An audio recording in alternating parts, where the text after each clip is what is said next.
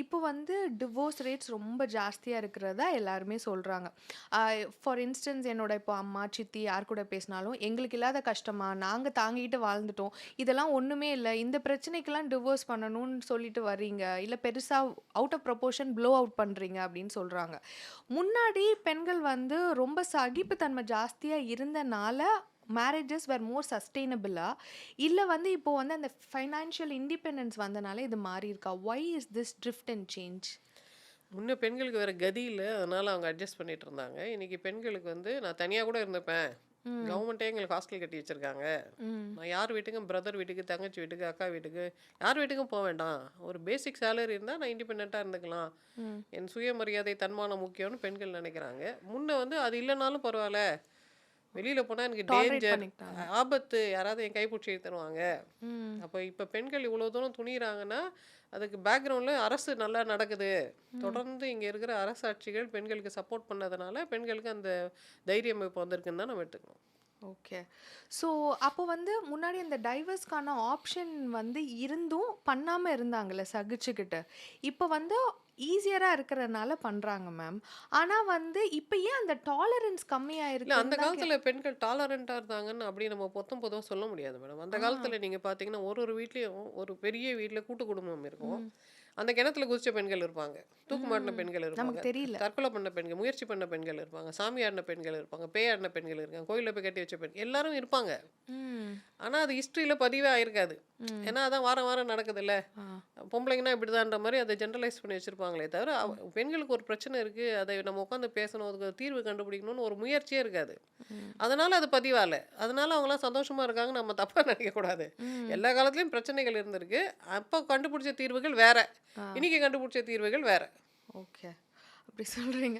Okay, இன்ட்ரஸ்டிங்கா தான் இருக்கு. Actually யோசிச்சு பார்த்தா, எனக்கு மேரேஜ் ஆன டைம்ல என்னோட பிலாசபி ஆஃப் மேரேஜ் கம்ப்ளீட்லி டிஃப்ரெண்ட்டா இருந்துச்சு. இப்போ வந்து இந்த மேக்கிங் மை செல்ஃப் இந்த ப்ரையாரிட்டி, அதுவும் எஸ்பெஷலி ஆஃப்டர் கிட்ஸ் நீங்க சொன்ன மாதிரி. ஆனா நீங்க சொன்ன மாரி I was not dependent ma'am. எனக்கு வந்து அந்த financial independence I was always working. I was well read and all of that. இண்டிபெண்டன்ட்டா இருக்க முடியும். ஆனாலும் வந்து இந்த மேரேஜ we need to make it work அப்படின்னு இருந்துச்சு. So I always took it on me.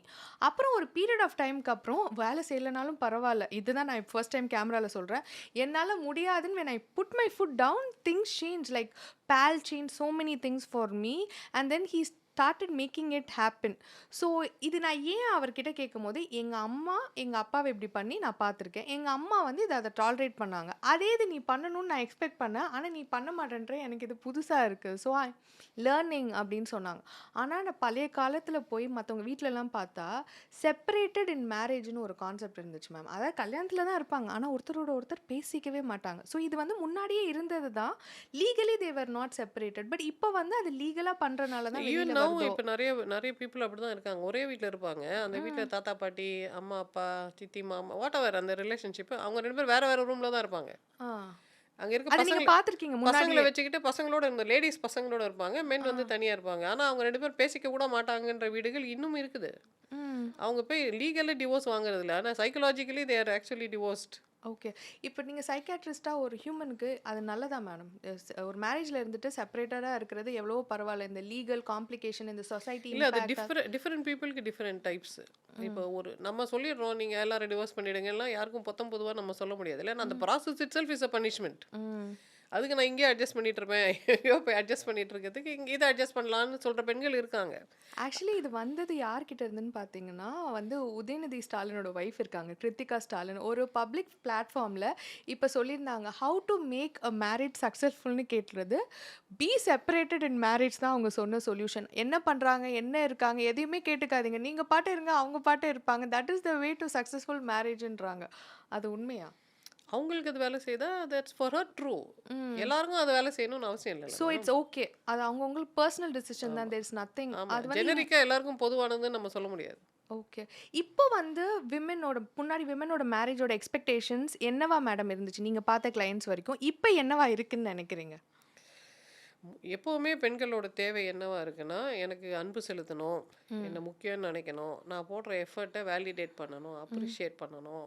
எனக்குன்னு நேரம் ஒதுக்கி நான் எப்படி இருக்கேன்றது கொஞ்சம் கனிவா என்கிட்ட பேசணும். ம். நெறைய பெண்கள் எப்பவுமே சொல்லுது, "என்கிட்ட பேசணும், ம். என்ன கண்டுக்கணும்."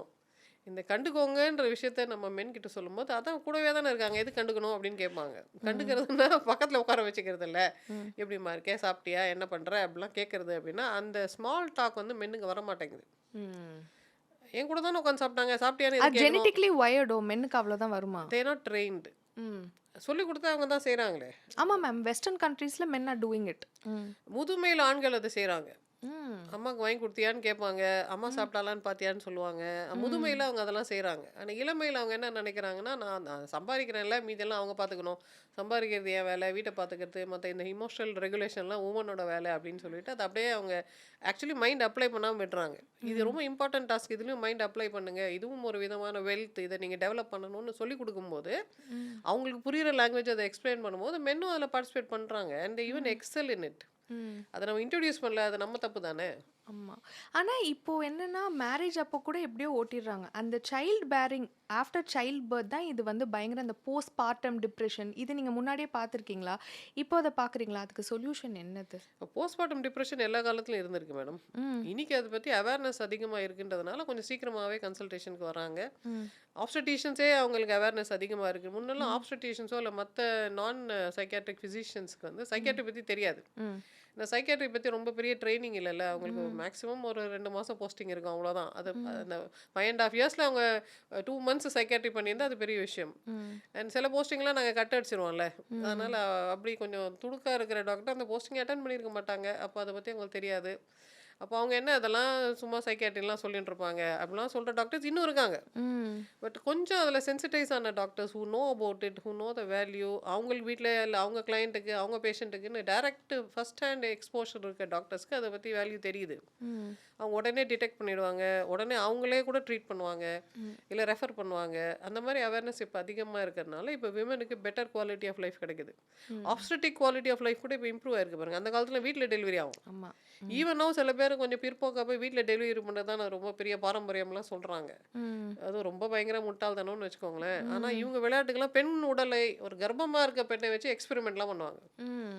அந்த பெண்ணு கன்சென்ட் கூட சொல்ல முடியாது. மாமனார் டெலிவரி பார்க்கணும்னு சொல்றாரு. ம். ஹஸ்பண்ட் அப்படி சொல்றாருன்னா, இந்த பெண்கள் வந்து நான் ரொம்ப நல்ல குடும்ப குத்து விளக்குன்னு ம். நிரூபிக்கிறதுக்காக, சரி பரவால்ல நீங்களே டெலிவரி கண்டக்ட் பண்ணுங்கன்னு சொல்லுவாங்க. ஆ. பட் அது எவ்வளோ டேஞ்சரஸ். ட்ரூ. அந்த பெண்ண அந்த மாரி நிர்பந்தத்துக்கு உள்ளாக்குறதே ஒரு விதமான மேனிபுலேஷன் இல்ல. பட் இந்த ம். மாரி திங்ஸ் எல்லாம் இன்னும் நடந்துட்டு இருக்கே தமிழ்நாட்டுல. ம். நம்ம இவ்ளோ பேசுறோம். ஒரே ஆமா. ஈக்கோ சிஸ்டம்ல வாழ்ற பெண்களுக்குள்ள எவ்வளோ டிஃபரன்ஸ் இருக்கு பாருங்க. ஆமா.